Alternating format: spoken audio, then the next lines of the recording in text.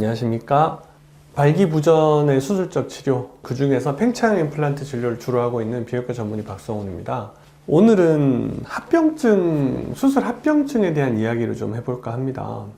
팽창 임플란트는 비형외과 수술들 중에서 난이도가 제일 높은 수술들 중에 하나다, 이렇게 이야기를 합니다.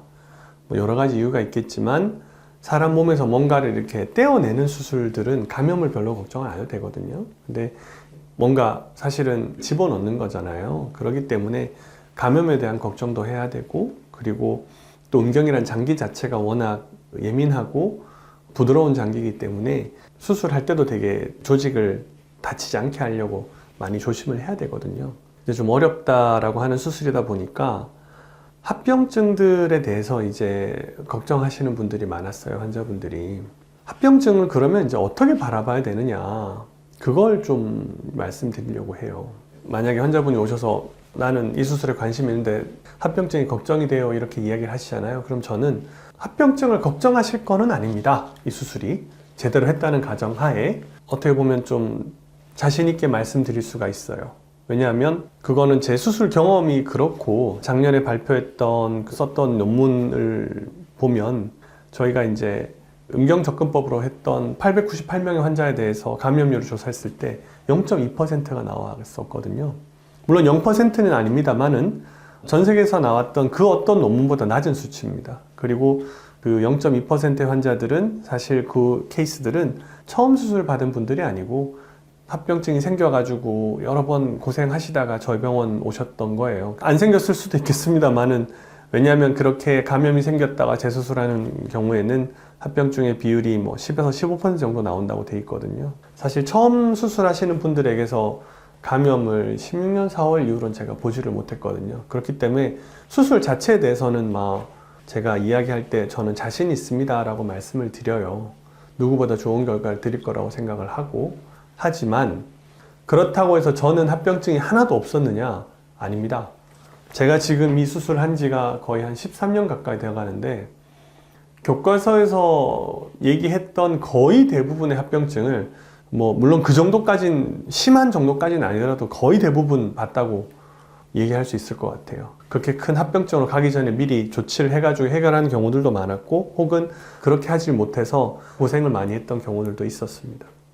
합병증을 그래서 이제 이야기할 때 환자들은 합병증이 없었으면 하죠. 그 수술한 의사들도 합병증이 없었으면 합니다. 하지만 그게 없을 수만은 없는 것 같아요. 최대한 줄일 수는 있으나, 왜냐하면 사람 몸이라는 거는 다 다릅니다. 기본적으로 해부학적 책의 첫 페이지에 뭐라고 나와 있냐면은, 자, 당신이 지금부터 이 해부학 책에서 볼 근육의 구조나 해부학적 구조하고 실제 당신이 만날 환자의 해부학적 구조는 최소 30%가 다르다라고 되어 있어요. 환자 개개의 편차가 크고, 그리고 안에 어떤 상황이 생길지가 모르고 굉장히 다양한 변수가 생기는 거예요. 현실적으로는 아무리 누가 하더라도 합병증이 생길 가능성도 있다. 항상 그럴 여지가 있음을 알고, 그거에 대해서 환자도 의사도 인지를 하고, 합병증이 생길 수도 있으니까 항상 그거에 유의해서 보고 그거 안 생기도록 최대한 노력을 하는 게 저는 맞다고 보거든요. 누군가가 합병증이 없다고 얘기하는, 만약에 나는 한 번도 그 합병증을 경험해 본 적이 없어 라고 누가 얘기해 본다면, 이제는 제가 어떻게 생각하냐면, 그건 아직까지 수술을 충분히 해본 게 아니다 라고 생각을 해요. 경험할 수밖에 없어요. 볼 수밖에 없어요. 그거는 경험이 충분하지 않았기 때문에 그런 케이스를 못 본 것이고, 그렇기 때문에 아직 모르는 거라고 저는 봐요. 물론 안 생기면 더 좋겠죠. 평생 동안 안 생기고 가는 사람도 있을지 모르겠는데 그렇지가 않거든요. 학회 분위기 자체도, 그리고 거기에서도 합병증에 대한 접근이 저는 좀 달라야 된다고 생각해요. 미국에 예전에 그 북미성학회 갔을 때 가장 인상 깊었던 강의가 뭐였냐면은, 최고 고참, 그리고 가장 많이 하셨고 저희가 가장 수술에 대해서 해박하고 잘하신다라고 생각하는 교수님들 세 분에게, 선생님들 세 분에게, 저희 선생님이신 닥터 윌슨, 닥터 존 몰케이, 그리고 컬리 칼슨, 이런 분들에게 당신이 이 수술을 해오면서 한 3, 40년 해오면서 가장 힘들었던 합병증 케이스 3개를 얘기해봐. 그거를 이제 강의 주제로 주고 한 분당 한 15분에서 20분씩 되게 충분한 시간을 주고 발표를 하게 하더라고요. 그 총 학회에 그 강의를 들은 사람이 가장 많았어요.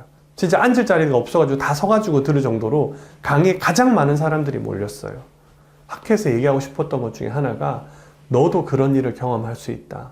그러나 그랬을 때 당황하지 말고 침착하게 내가 경험했던 거를 보고 너가 이렇게 잘 매니지하면 큰 문제 없이 환자를 해결할 수가 있다.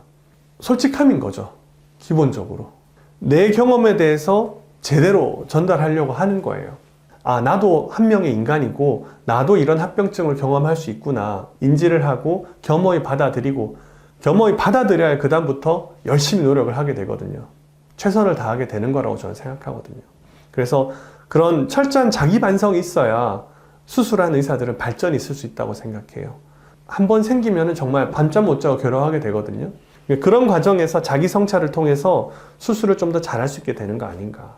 자기 결과에 대해서 계속 연구하고 발표하고 내가 있었던 일에 대해서 학회에서 발표하고 얘기를 하는 게 그러니까 수술을 더 잘할 수 있게 되는 거 아닌가. 궁극적으로는 환자들한테 좀 더 나은 의료 서비스를 제공할 수 있게 아닌가 그런 생각이 들거든요. 그래서 여기에는 의사랑 환자 양쪽 모두에 어떻게 보면 이해가 필요한 것 같아요. 합병증에 대해서 현실적으로 이렇게 있을 수 있으나 이러한 조치를 할 수 있다. 그리고 이렇게 해결이 될 수 있다. 의사들도 그렇게 알고 있어야 되고 항상 공부를 해야 되겠죠. 하지만 그렇다고 해서 내가 합병증이 생기는 거를 정당화해서는 안 되는 것 같아요. 그거는 뭐 당연히 생길 수밖에 없어 이렇게 얘기하고 넘어가는 게 아니라 생길 수도 있으나 내가 사람이기 때문에 하지만 안 생기게 최선을 다하고 최선을 다하더라도 불가역적인 상황이 생기면 그때는 환자에게 투명하게 얘기하고 최대한의 빨리 조치를 한다. 환자들 입장에서는 현실적인 기대치를 가지는 것이 필요하고 의사들은 그런 한계가 있지만 완벽에 가까운 결과를 낼 수 있도록 최선을 다하고 양쪽이 현실적으로 수술에 대한 그 결과나 혹은 확률에 대해서 이해를 하게 되면은 좀 더 결과가 좋지 않을까 그렇게 생각을 합니다. 이제 이 수술이 아니더라도 다른 수술을 고민하는 분들도 아, 이 수술이라는 게 그렇구나 라는 이해를 하시면은 조금 더 좋은 결과를 얻으실 수 있을 것 같아서 이렇게 이야기를 준비해 봤습니다.